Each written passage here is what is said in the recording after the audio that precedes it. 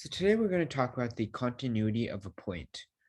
So when finding the continuity of a point, there's three rules. The first one is that f of c is defined, right? So that means that for every x value, there's a y value to it. The second thing is that the limit of f of x as x approaches c has to exist. That means that the function has a limit that approaches the same value from both sides.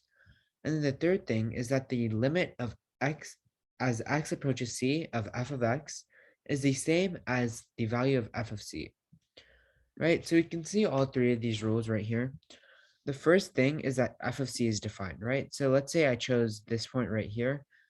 We know that no matter what point I choose on this function, all of them exist, right? Because at no point in this function is there a point where x does not have a y. There's no point where like x has a point that's undefined or anything, right? Since there are no holes in this graph or in this function, right? So I know that no matter what point I choose, it's always for f of c, it's always going to be defined. The second thing is the limit as x approaches c of f of x, right?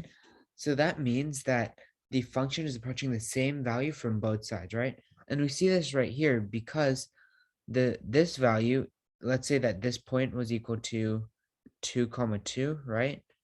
Both sides of the graph, both sides of the function are approaching that x value of 2, meaning that there is a limit.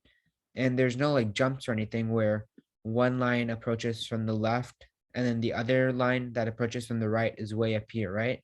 Because if there's a jump, then that means the limit doesn't exist. And that also means that your function isn't continuous. The next, the last rule is that the limit of f of x as x approaches c is the same as f of c, right?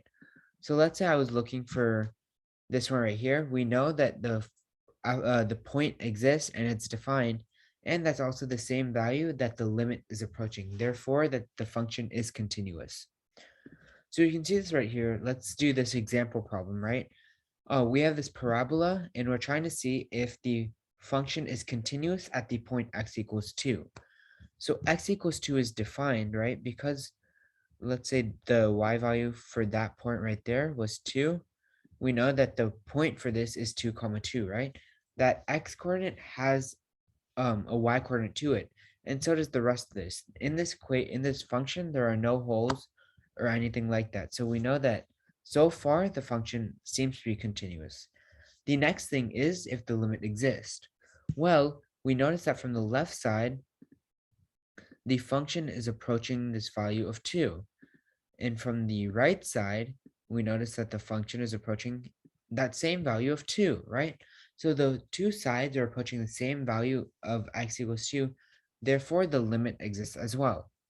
And we see that the limit of this function is the same as the point, and they're both defined. So that means that this function is continuous. Thank you.